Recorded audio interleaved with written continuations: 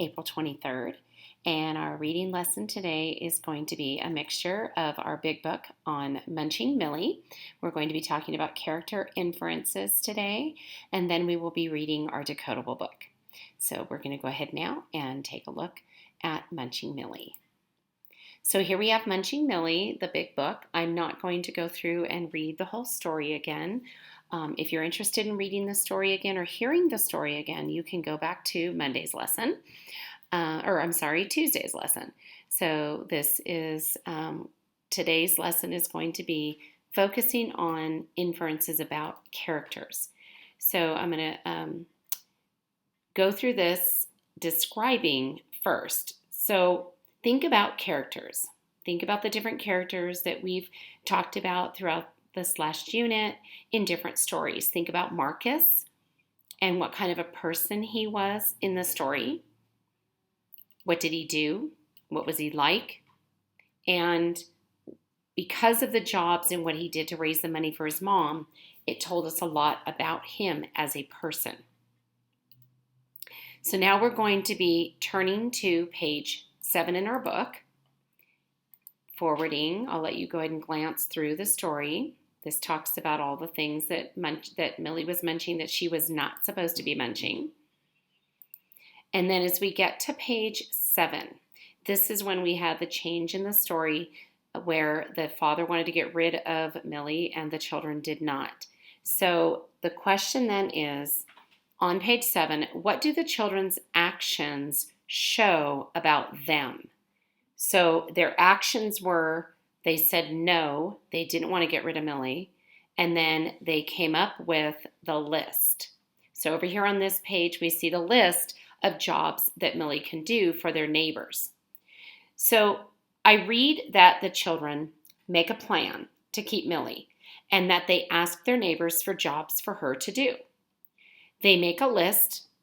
By thinking about these actions, we understand that the children are very smart. What else? They're organized. And most importantly, how do they feel about Millie? If you guess that they love Millie, that is correct. They love Millie very much, enough to go through all this trouble to come up with a plan to keep her. So now we're going to move forward to another page, page 13 in our story. So here on page 13, the question is, what does the children's action show about them? So in other words, look at the photos, look at the illustrations on this page specifically. It says in the afternoon, she played with the children. So look at what the children are doing. What do the children do with Millie? Looks like they're playing ball with her. Do they like to have fun? How do you know that this is fun for them? Well, we can see her face. She looks like she's having a good time. We know Millie's participating. So this is another way to keep Millie occupied so she doesn't eat any more of the things she's not supposed to. So we can even go further and look on page 15 at the very end. It says in the afternoon, the children make a list of munching jobs for the next week. So this tells us that the children are determined to keep Millie and to continue doing whatever they need to do to allow her to stay with them. So they will probably continue with their munching jobs each week and handing them out to their neighbors for as long as they own Millie. So this is an opportunity for you to think about these characters, what they did that made them unique, and teaches us what you can do in order to solve a problem. During math on Wednesday, we looked at solving problems by comparing different objects and how they weigh. So we see that these children solved a problem by coming up with a plan and sticking to it and making sure that Millie always has plenty to do to keep herself busy. And that concludes our lesson today on character inferences with our story of Munching Millie. Now we're going to move on to our decodable book today. Our decodable book is titled A Home for Moles. Let's take a look at our decodable book here. And if you would like to get your little black and white decodable book, you can do that now by pausing the video. Get a yellow crayon and a pencil, and you can mark in the book as we go through the story together. So first I want you to take a look at the photo on the front. Are these real photos, or is it an illustration? If you guessed it's an illustration, that's correct. It means that this is not a real story. It is a fictional story. We also see two moles on the front. They are animals. We know that animals cannot talk on a cell phone, and they cannot sit and read a book. So we know that this is not a real story. But I wonder what it's going to be about. A home for moles. We see that they are in some kind of a hole here in the ground.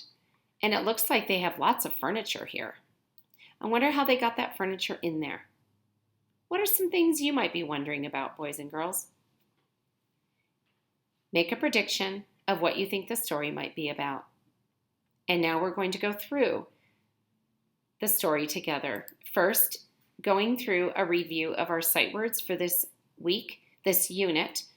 Come, look, hear, my, and of course our long O, globe, stove, and nose. And now we're going to begin reading our story, A Home for Moles. Here come Mr. and Mrs. Mole. Look, it is a hole. I hope it is a home. Notice the long O words, and notice that our moles do not have a home at this point. They are looking for a home. Let us go in. I have a pole. I have a rope. We can get in. I can poke, poke, poke with my nose. It is a big hole. I can get the bags. So I wonder what's in their bags. It looks like he's taking out a pillow. Mr. and Mrs. Mole like the home. Now it's interesting. We didn't see all of these things. I wonder how they got them in there. Or is it possible that they were already there? We won't know that, will we? It doesn't say. But we can infer that our two moles are very comfortable. They look very comfortable sitting here in their chairs. So I would like to read a question, and I want you to think about it. What did the moles hope to find? And why was the hole a good home? So back here we know that they were hoping to find a home. It says, look, it is a hole. I hope it is a home. So if you guessed that they were hoping to find a home, that is correct. Why was this hole a good home?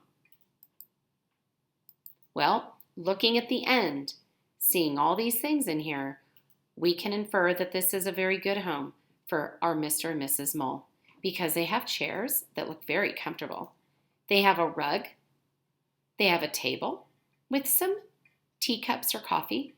They even have some furniture in the back and a lamp. So that concludes our story of our moles, but we're going to go through and practice reading these words right now.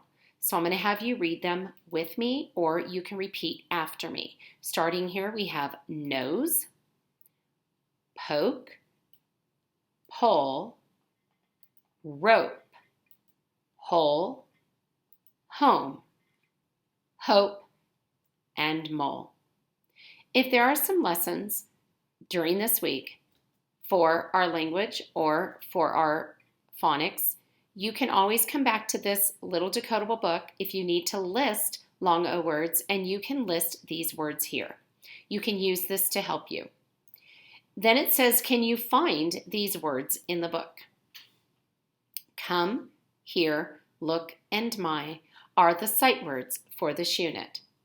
So you can now take your little decodable book that you have in front of you. You can take your decodable book, take a pencil, go through, and you can look for all of the long O words that you read across on that last page. Find all of the long O's and circle them. And then you can take your yellow crayon and go through and just highlight those 4 sight words that were at the end. You don't need to highlight all the sight words, but just the ones that are for this unit and for that story.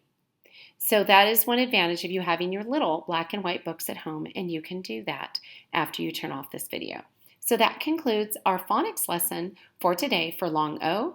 Don't forget to look at the phonics document if there's some videos on there or anything else, any other links, or just work on the language pages. Have a great time practicing your O, and I'll see you next time. Bye-bye.